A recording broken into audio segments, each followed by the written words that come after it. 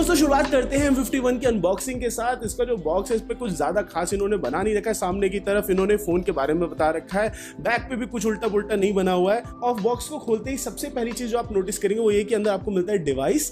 अंदर आपको इन्होंने कोई भी टीपीयू कवर वगैरह दिया ही नहीं है। मस्त एकदम पैसा बचाने की निंजा टेक्निक कि टीपीयू कवर नहीं दिया इन्होंने। फोन के ऊपर पहले से प्री अप्लाइड स्क्रीन प्रोटेक्टर नहीं है, जो एक मतलब छोटा सा एक बहुत बेसिक चीज होती है। एक छोटी सी प्लास्टिक की पन्नी लगा दो कि जब तक बंदा उस पर कोई टेम्पर्ड वगैरह ना चढ़ाए तब तक उस पर प्रोटेक्शन मेंटेन रहे, लेकिन वो भी नहीं दिया। बहुत पैसा बच जाता होगा शायद इससे। बट अंदर आपको एक चीज अच्छी मिल रही है कि फास्ट चार्जर आपको बॉक्स के अंदर ही मिल रहा है और USB-C केबल मिलती है अंदर, सिम इजेक्टर टूल के साथ, डॉक्यूमेंटेशन वगैरह के साथ। और एक और बहुत ही सुंदर सी चीज होती है जो कि नॉर्मली लोग यूज कर लेते हैं गाने वगैरह सुनने के लिए, वो होती है ईयरफोन्स। वो भी बॉक्स के अंदर नहीं है, तो तालियां बजती रहनी चाहिए एंड तक। हाँ, अब इसके बाद अब मैं आपको बताता हूँ इसके बिल्ड और डिजाइन के बारे में। सबसे पहली चीज जो आप नोटिस करेंगे इस फोन को हाथ में लेते ही कि 7000 mAh बैटरी होने के बावजूद ये फोन उतना ज्यादा भारी नहीं लगता है। मुझे काफी हद तक हैंडी लगा ये फोन। वैसे ही 213 ग्राम्स का फोन है, बट स्टिल 7000 mAh बैटरी इन्होंने समहाउ इसमें पैक कर दिया, बहुत बड़ी बात है। बट सब कुछ अच्छा तो हो नहीं सकता, कहीं ना कहीं कुछ ना कुछ तो कम करना ही होता है। तो बैक जो है प्लास्टिक बैक है, पॉलीकार्बोनेट बैक है, और इस पे स्क्रैचेस और स्मजेस इतनी तेजी से लग जाते हैं कि मतलब ये फोन मैंने बाहर निकाला ऐसे एक बार बस टी शर्ट से इसको सब पोछा और मैंने ध्यान से देखा ओ भाई स्क्रैच लग गए इस पे तो। और इतना दुख होता है ना कि किसी और का फोन होता है और आपने भाई रिव्यू के लिए उनसे लिया होता है कुछ समय के लिए, और फिर आप ये देखते हैं कि भाई साहब ये तो टी शर्ट से साफ करती खराब हो जा रहा है। तो थोड़ा ज्यादा हो गया यहाँ पे। इसके अलावा इसमें राइट हैंड साइड पर आपको पावर बटन दे रखा है जिसके अंदर इन्होंने फिंगरप्रिंट सेंसर दे रखा है। फिंगरप्रिंट सेंसर के अपने अलग मेरिट्स हैं, बहुत सही है, बहुत फास्ट है, और ये पोजीशनिंग मुझे ठीक भी लगती है। पोको X2 वगैरह में भी यही हुआ करती थी। इसके अलावा टॉप पे नॉइस कैंसलेशन माइक्रोफोन है। लेफ्ट हैंड साइड पे आपको मिलता है इसके लिए सिम ट्रे स्लॉट जिसके अंदर dedicated micro SD card slot दे रखा है। ये फोन एक्चुअली में सस्ता फोन नहीं है, थोड़ा महंगा फोन आता है। उस प्राइस पॉइंट पे किसी भी फोन में आजकल तो नहीं मिल रहे माइक्रो SD कार्ड स्लॉट, तो यहाँ पे डेडिकेटेड स्लॉट है, अच्छी बात है। इसके अलावा बॉटम पे आपको मिलता है इसके लिए 3.5mm जैक। 25,000 की प्राइस रेंज में ऑलमोस्ट सभी फोन्स ने अब 3.5mm जैक देना छोड़ दिया है, तो ये एक मैं कहूंगा प्लस पॉइंट है सैमसंग वालों का कि भाई इन्होंने अभी भी 3.5mm जैक दिया है। यहाँ पे Type-C पोर्ट है, नीचे सिंगल स्पीकर यूनिट है। अगर मैं स्पीकर यूनिट की क्वालिटी की बात करूं, ऑडियो क्वालिटी लाउड उतना ज्यादा नहीं है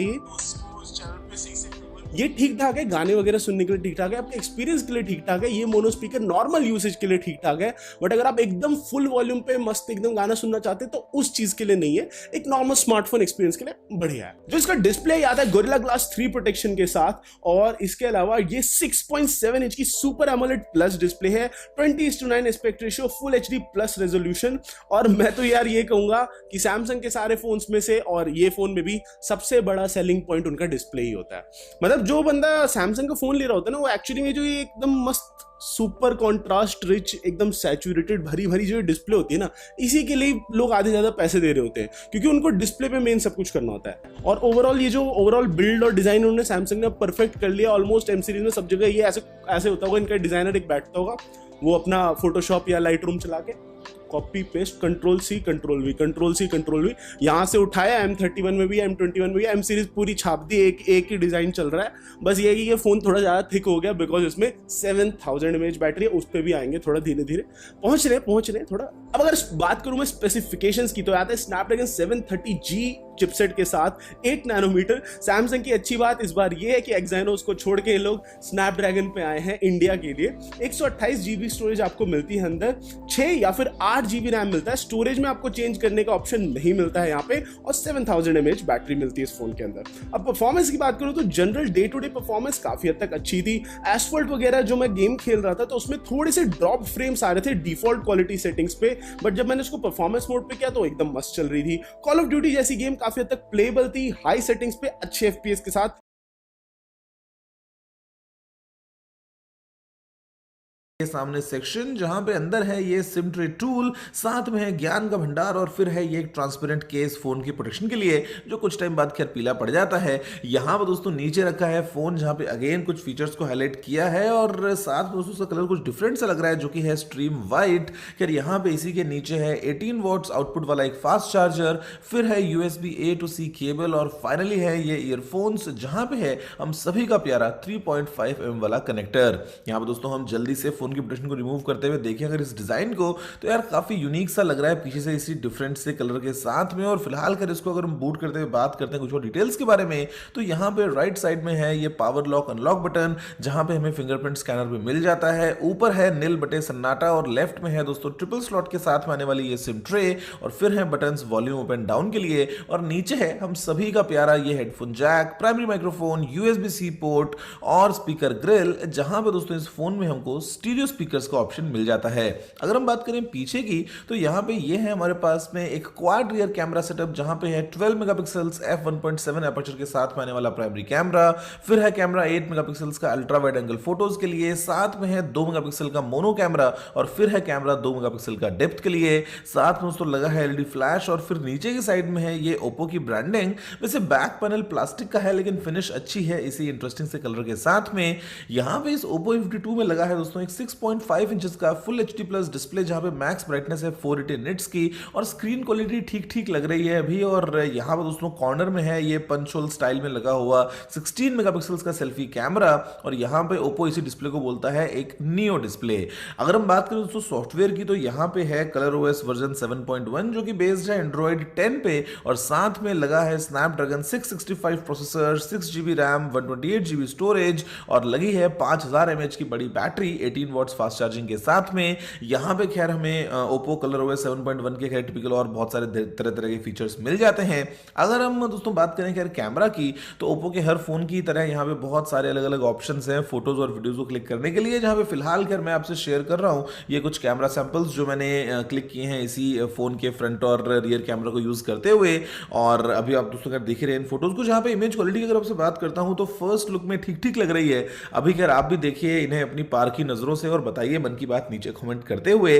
अगर हम बात करें बायोमेट्रिक सिक्योरिटी की, तो जो फिंगरप्रिंट स्कैनर है साइड माउंटेड वो काफी अच्छे से काम करता है बिल्कुल आराम से फोन को अनलॉक करने के लिए। इनफैक्ट जो फेस अनलॉक है वो भी पूरी तेजी से फोन को सीधा अनलॉक कर देता है। अभी यहाँ पे खैर इस A52 में दोस्तों हमें कुछ बेकार प्री इंस्टॉल्ड ऐप्स भी मिलती हैं, और मैं इन्हें बोलूंगा कि निकल, पहले फुर्सत में निकल, कोई जरूरत नहीं है तेरी। और अभी दोस्तों खैर यहाँ पे स्टीरियो स्पीकर्स भी हैं, तो एक बार कुछ संगीत का आनंद उठा लेते हैं।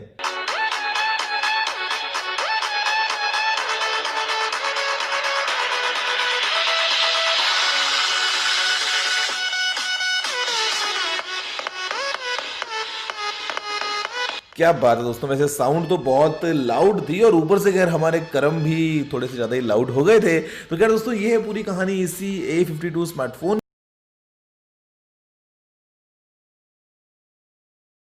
यहाँ पे जो पर्टिकुलर फॉर्म फैक्टर है दोस्तों वो मुझे इस फोन का बहुत प्यारा लगा। अब देखो रिसेंटली अभी जितने भी फोन लॉन्च हुए हैं, जैसे कि पोको X3 हो गया, सैमसंग गैलेक्सी M31s हो गया, M51, मतलब जितने भी फोन हमने यूज किए हैं बहुत ज्यादा बल्कि है। लेकिन यहाँ पे ऑफ कोर्स जैसा मैंने आपको हमारे रिव्यू में बताया था कि बहुत हद तक रियलमी और ओप्पो जैसा दोस्तों यहाँ पे डिजाइन है वो खराब बात नहीं है, लेकिन हाँ बहुत ज्यादा रिपीट हो रहा है ये डिजाइन। अब जो रियलमी 7 प्रो है दोस्तों वो भी ऑलमोस्ट सेम डिजाइन में, ओप्पो के भी फोन दोस्तों ऑलमोस्ट सेम डिजाइन में आपको मिल जाएंगे। तो डिजाइन वाइज ऑफ कोर्स आपको रिपीटेशन मिलेगा, लेकिन अर्गोनॉमिक्स फॉर्म फैक्टर काफी बढ़िया है। इसमें आप अगर केस या कवर भी चढ़ाते हैं तब भी आपको वन हैंडेड यूसेज में तकलीफ नहीं होगी। एंड वन हैंडेड यूसेज के लिए आई नो मतलब थोड़ा सा बड़ा है फोन, बट आजकल बेसिक स्टैंडर्ड ही यही हो रखा है। अब यहाँ पे मैंने अगर इसको कंपेयर किया तो जो सबसे बेस्ट फॉर्म फैक्टर मेरे को लगता है वो दोस्तों S10, सैमसंग गैलेक्सी S10 का, लेकिन उस तरीके की स्लिमनेस लाना थोड़ा सा मुश्किल है। तो यहाँ पे ऑफ कोर्स आपको प्लास्टिक का फ्रेम मिल जाता है, लेकिन मुझे नहीं लगता कि उससे प्रॉब्लम होगी। मतलब हमने इसको दोस्तों जितने भी दिन यूज किया है कोई भी बेंडिंग इफेक्ट नहीं है। एंड यहाँ पे अगर आप केस या कवर लगा के रखते हैं, जी हाँ दोस्तों केस या कवर लगा के रखिएगा। हमारा जो फोन गिरा था शायद लग के कारण बच गया, लेकिन क्या है ना कि ग्लास है और ग्लास टूट सकता है, तो केस कवर लगाइए, आगे टेम्पर्ड ग्लास लगा लीजिए। एंड उसके बाद ये जो फोन है दोस्तों काफी दिनों तक चलेगा, सालों तक चल सकता है, एंड उसमें आपको प्रॉब्लम नहीं आएगी। बस फोन का ख्याल रखना है। अब यहाँ पे दोस्तों आपको IP रेटिंग तो नहीं मिलती है, और हमने बारिश में भी तो यूज किया नहीं, पोल्यूशन आ रखा है, बारिश है नहीं, तो उसके बारे में हम आपको यहाँ पे बता नहीं सकते हैं। एंड जो वाइब्रेशन है, फीडबैक है, वो काफी बढ़िया है। और यहाँ पे दोस्तों आपको USB Type-C से आप यहाँ पे OTG लगा सकते हैं। एंड इसी के साथ साथ आपको जो ओवरऑल फंक्शनैलिटी है इसके USB Type-C में वो भी यहाँ पे मिल जाएगी। नेक्स्ट दोस्तों, अगर मैं डिस्प्ले के बारे में बात करूं तो ऑफ कोर्स डिस्प्ले बहुत बढ़िया है, 90 हर्ट्ज का है एंड सुपर एमोलेड है और मूवीज वगैरह देखने में चाहे वो यूट्यूब हो, नेटफ्लिक्स हो, कोई भी दिक्कत नहीं है। व्यूइंग एंगल्स, कलर रिप्रोडक्शन काफी ऑन द पॉइंट है। अब हाँ, एक पर्टिकुलर बात जो लोग हाईलाइट करते हैं वो है ग्रीन टिंट का, एंड मैंने इसके बारे में बहुत बोल चुका है एंड चलो आज भी बोल देता हूँ कि जो ग्रीन टिंट है ये एक बड़ा इशू नहीं है। देखो, फोन का इश्यू होता है कि अगर लाइट में जाकर के ना दिखे तब एक इशू है, लेकिन यहाँ पे दोस्तों आपको अच्छी खासी पीक ब्राइटनेस देखने को मिलती है।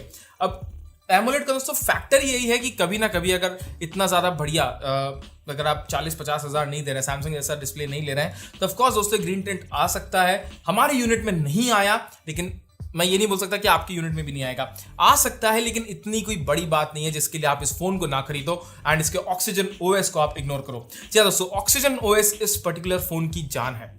अब यहाँ पे आपको एड्स नहीं मिलते, ब्लोटवेयर नहीं मिलते। जो लोग बोलते हैं कि अमेजॉन ब्लोटवेयर है, मुझे नहीं पता, लेकिन जहाँ तक मुझे नहीं पता उनको क्यों लगता है, लेकिन जहाँ तक मुझे पता है अमेजॉन दोस्तों हमेशा से इंस्टॉल्ड था। बहुत साल हो गए जिसमें OnePlus में अमेजॉन आता ही है, अमेजॉन की जो शॉपिंग ऐप है।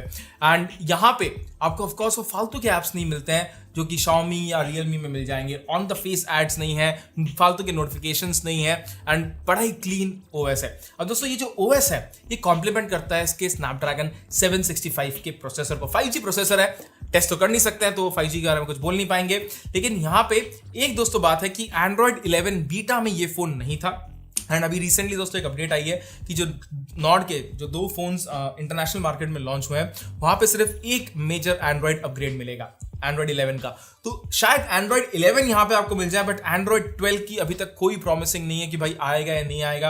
एंड चूंकि दोस्तों बीटा इसमें है नहीं तो हम टेस्ट नहीं कर पाए जो लेटेस्ट ऑक्सीजन OS है Android 11 वो वहाँ पे कैसा चल रहा है। अब इसके अलावा Android 10 भी कोई खराब नहीं है, लेकिन हाँ ऑफकोर्स Android 11 अगर जल्दी आ जाए तो बहुत बढ़िया बात होगी।